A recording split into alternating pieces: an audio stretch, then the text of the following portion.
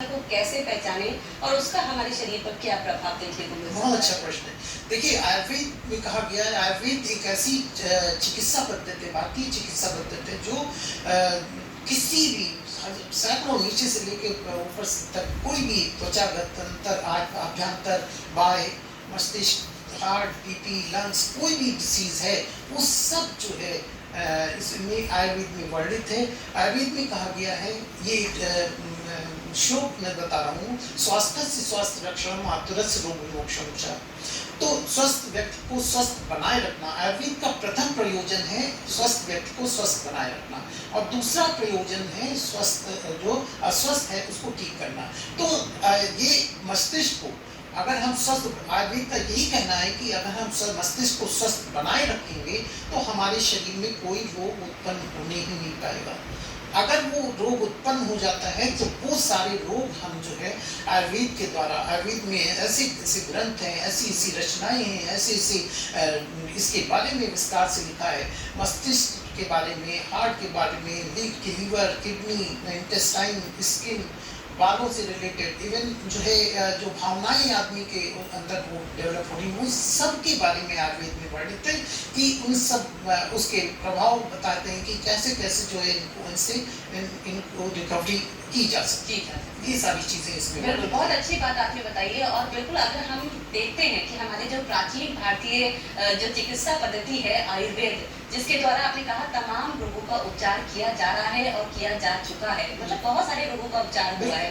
लेकिन इसी के साथ अगर हम यहाँ पर जब आज अपने दिमाग की बात कर रहे हैं, ब्रेन की बात कर रहे हैं, तो ब्रेन को स्वस्थ रखने में आयुर्वेद किस तरीके से कारगर है, इसके बारे में हम आपसे जानना चाहेंगे। ये तो एक विस्तार का विषय है, इसको विस्तार से हम बताएंगे कि ब्रेन में जो रोग होते हैं, तो तरह तरह के रोग होते हैं। अब जैसे सबसे एक साधारण चीज लेके चलते हैं, तो जैसे डिप्रेशन हो गया, तनाव हो गया, उसी से रिलेटेड तनाव हो गया, और अवसाद होता है, मिर्गी होती है, हिस्टीरिया हो जाता है, ये और ब्रेन से रिलेटेड है, माइग्रेन है, माइग्रेन हो गया, और ब्रेन से रिलेटेड आपकी न्यूरोलॉजिकल बहुत सारी प्रॉब्लम्स होती हैं, वो है जैसे सियाटिका हो गया, हाथ के किसी तरह से हाथ की नसों में कोई प्रॉब्लम हो गई तो न्यूरोलॉजिकल ऑर्डर्स, उसकी वजह से आप में सुन्नता आ जाती है, उसमें दर्द बना रहता है। तो ये सारी चीज़ें हमारे बहुत सारे रोग हैं जिनको जो है हम आगे और भी बताएंगे। जैसे इस वजह से गलत खान पान से भी हमारे शरीर में जो है बुरा प्रभाव ब्रेन पे पड़ता है, जब शरीर और मन का आपस में बहुत बड़ा सामंजस्य है। बहुत बड़ा बात आप बता रहे हैं। हाँ। हम अपनी बात को कंटिन्यू करेंगे। जी, हमारे साथ एक कॉलर जुड़े, देखते हैं कॉलर। जी, हेलो। हेलो जी, आपका नाम क्या है? मैं रामचंद्र चौहान रामपुर से बोल रहा हूँ। जी, आपका बहुत बहुत स्वागत है। जी, क्या प्रश्न पूछना चाहते हैं आप? डॉक्टर साहब से मेरा सवाल ये है कि मेरे हाथों के उंगलियों में झंझनाहट रहती है। जी जी, और मैं जानना चाहता हूँ कि आयुर्वेद में इसका क्या इलाज है? हाँ जी, बहुत अच्छा प्रश्न किया है। अभी उसी की बात हम कर रहे थे। तो इसके लिए आपको सबसे पहले ये ध्यान रखना है कि झंझनाहट आपको कहाँ से है? गर्दन से लेके पूरा उंगली तक आ रही है, कंधे से लेके आ रही है? सर, इन्होंने कहा हाथों की उंगलियों में रहती है। हाथों की उंगली कट गया। जी सर। अच्छा, तो इनके जो हाथों में उंगलियों में आपके जो ये बना हुआ है सुन्नता, वो बनी रहती है, वो सब जो है हमारी स्पाइनल कार्ड से जो है वो रिलेटेड रहती है। तो इसको जो है आपको एक तो जो है पोटली मसाज, बालू की एक पोटली बनाइए, उसमें बालू कढ़ाई पे रखिए, कढ़ाई में भूनिए बालू को, थोड़ा मेथी, अजवाइन और नमक डाल के, और इसको जो है गरम करके और पुराना कोई तकिया का गिलाफ लेके उसमें पोटली बनाइए। उससे जो है गर्दन की सिकाई करते करते पूरे हाथ तक, यहाँ तक लाइए, और अपने हाथ की फिंगर्स को, जहाँ जो हम आपकी उंगलियां सुन्न हो रही है, उसको यहाँ पे ये इसको स्टिमुलेट करिए। इससे जो है आपका काफ़ी हद तक की सुन्नता दूर होगी, और आपकी उम्र नहीं पता चल पाई है। तो जो भी हो, आप नियमित रूप से सबसे पहले आपका ये नियम है कि 5 किलोमीटर, 5-6 किलोमीटर या 7-8 हज़ार स्टेप्स ये आप जो है सब लोगों का, मैं पूरे देश नहीं पूरी दुनिया को ये मैसेज देना चाहता हूँ कि कम से कम 7-8 हज़ार स्टेप या 5-6 किलोमीटर ये आप लोग नियमित रूप से आप करेंगे। सुबह उठते ही 3 से 4 गिलास पानी पीने की आदत डालेंगे, ये दैनिक दिनचर्या में 5 तुलसी की पत्ती, 5 नीम की पत्ती ये जरूर आप सेवन करेंगे। इसके सेवन करने से, और जो भी भोजन खा रहे हैं आप, खाना जो भी खा रहे हैं, तो उसको जो है जब हम चबाते हैं, जब सलावा उसके साथ मिक्स होकर डाइजेस्टिव एंजाइम इसमें जाता है हमारे स्टमक में, तब उसका पाचन सही से होता है। तो सब हर एक चीज़ का, हर एक न्यूरोलॉजिकल प्रॉब्लम का संबंध हमारे पाचन से होता है। तो पाचन अच्छी तरीके से करना चाहिए, और पाचन से रिलेटेड ही चीज़ हम बताना चाहते हैं कि खाना जो है वो जो है, जहाँ तक है क्षारीय तत्व, 2 तत्व होते हैं हमारे, क्षारीय और अम्लीय। तो अम्लीय तत्व होते हैं अनाज से रिलेटेड होते हैं, क्षारीय तत्व होते हैं फल फूल सब्जी। तो फल फूल सब्जियों का सेवन अगर ज़्यादा करेंगे आप, तो इससे जो है आपके पाचन सही होगा। पाचन सही होगा तो आपका जितने भी ये प्रॉब्लम्स आ रही है, ये प्रॉब्लम धीरे धीरे सबसाइड हो जाएगी। वैसे आप जो है इसको किसी एक्सपर्ट से ज़रूर दिखाइए, और इसमें जो है इसमें पता चलेगा कई कारणों से ये हो सकता है कि इस वजह से कहीं चोट लगी हो, या कोई नस दब रही हो, या गर्दन से ही हो रही होगी, तो इससे काफ़ी हद तक ठीक हो सकती है। और साथ में आप सारस्वता रिस्ट 4 चम्मच पानी, 4 चम्मच दवा, ये खाना खाने के बाद में इसका सेवन आप करते रहिए। इससे भी कुछ हद तक आपको आराम मिलेगा। उम्मीद करते हैं सर कि इनको इनका जो इन्होंने प्रश्न पूछा था उसका जवाब मिल गया होगा। और जैसा कि सर ने बोला है कि सबसे खास बात है कि अपनी जो दैनिक दिनचर्या है उसको हमें जो है अच्छे तरीके से फॉलो करना है। पानी ज़्यादा से ज़्यादा पिए, पाचन जो भी है वो अच्छा होना बहुत ही ज़रूरी है। सर इसी में एक प्रश्न आपसे और मैं पूछना चाहूँगी, जैसा अभी जो हमारे साथ जुड़े थे कॉलर, उन्होंने कहा था कि उंगलियों में झंझनाहट होती है, लेकिन बहुत से लोगों को कोरोना के बाद से हमने देखा है कि एंजाइटी की प्रॉब्लम बहुत ज़्यादा हो गई है, बढ़ गई है। तो क्या इसका भी न्यूरोलॉजिकल डिसऑर्डर से कुछ लेना देना है? हाँ, बिल्कुल है, इसका प्रॉब्लम है, उसी से रिलेटेड है एंजाइटी। और एंजाइटी का इलाज केवल समझिए आयुर्वेद में है। आयुर्वेद में बहुत ऐसी औषधियाँ हैं जिसका कॉम्बिनेशन, जिसका एक्सट्रैक्ट निकाल के हम बना के देते हैं। एंजाइटी को समझिए कि 21 दिन में हम ठीक कर सकते हैं, 21 से 1 महीने में, जिसका मतलब लंबे समय तक। एक चीज़ हम बताना चाहेंगे, आयुर्वेद जो है सबसे मुख्य चीज़ जो हो, आयुर्वेद जो है रोगों को जड़ से ठीक करता है, जबकि अन्य पद्धतियाँ वो जो है जड़ से नहीं, वो केवल उसको शमन दबाती है, मतलब उसको दबा दिया, जो भी सिम्टम्स लक्षण होते हैं लक्षण उसको दबा देती है। लेकिन हमारी जो चिकित्सा होती है वो जड़ से ठीक होती है, और उसको रूट से ये सारी चीज़ें हम लोग ठीक करते हैं। तो एंजाइटी की जो उसके लिए उसमें बहुत सारी चीज़ें हैं जो अगर ये प्रॉब्लम जो बता रही हैं आप, एंजाइटी, टेंशन, तनाव, ये सारी चीज़ उसी से रिलेटेड है। सिर में दर्द रहता है या बहुत सारी माइग्रेन होता है, उस सब के लिए मैं आपको एक उसका उपाय बता देता हूँ कि क्या करना चाहिए लोगों को। उसमें सबसे पहली चीज़ तो सुबह उठते ही मतलब खाली पेट 3-4 गिलास पानी पीने के बाद, अपना फ्रेश होने के बाद योग और प्राणायाम करने के लिए बैठ जाना चाहिए। योग में ओम का उच्चारण कम से कम 15-20 बार पूरे ध्यान योग से करना चाहिए। वो मैं बता भी दे रहा हूँ कि कैसे करना है। जी भाई, ध्यान मुद्रा में ऐसे करके और गहरी सांस अंदर खींच के, पहले पूरी सांस अंदर खींचना है और गहरी, फिर उसके बाद ओम का उच्चारण,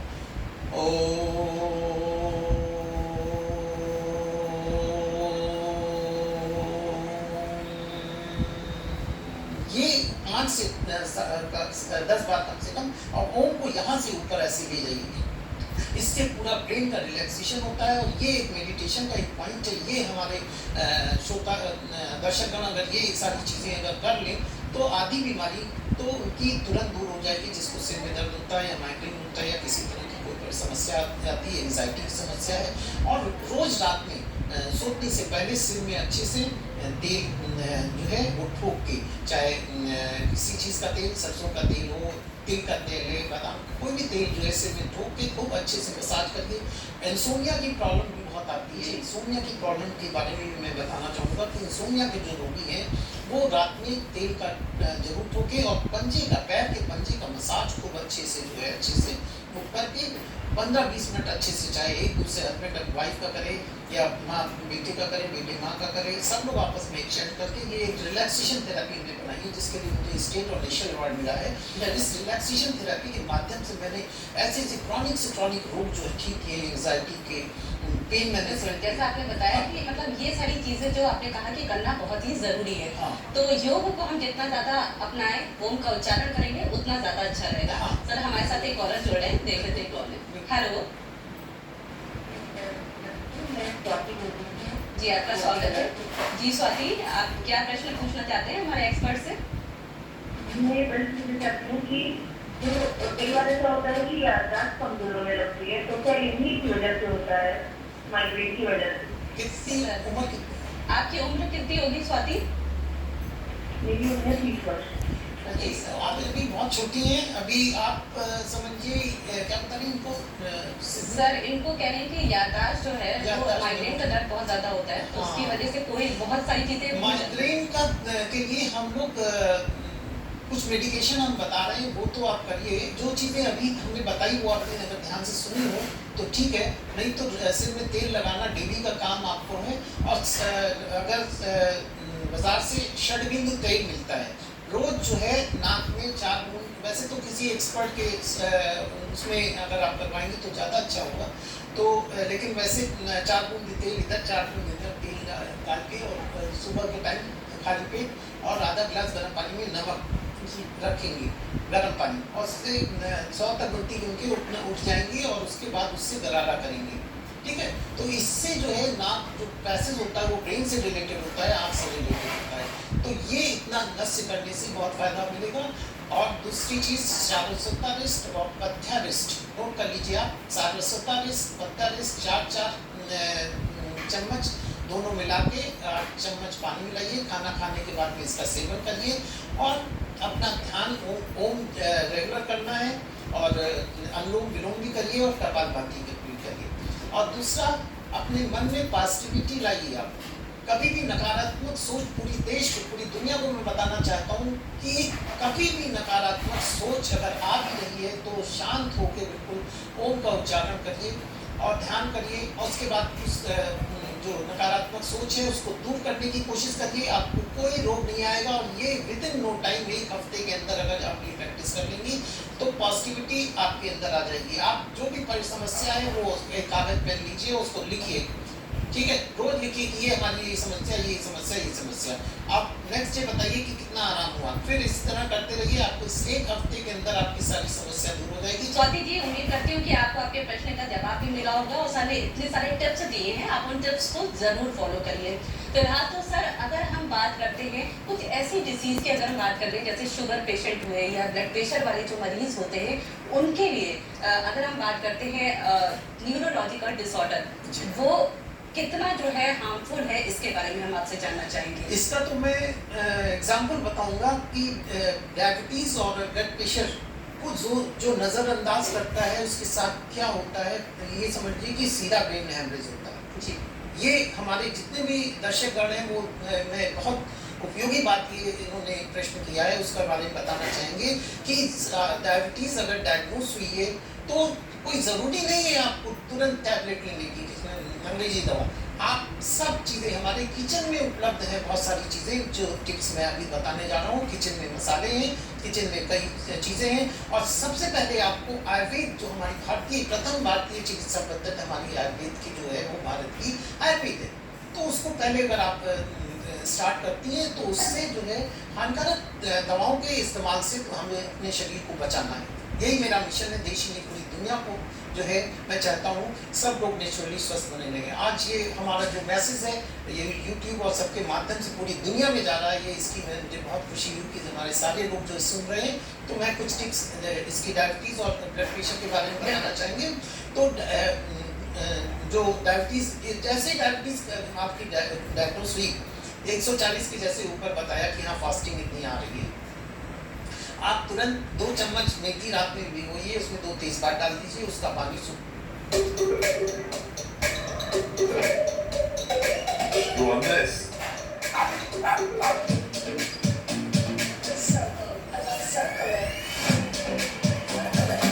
अरे स्किप करो। Ready for a new way to search with Galaxy S24 Ultra? Ayurveda Sparkling Gold Face Wash. Nano Gold Skip करो इसको। Skip 100% Ayurvedic ingredient से बना। सब बेकार हो गया।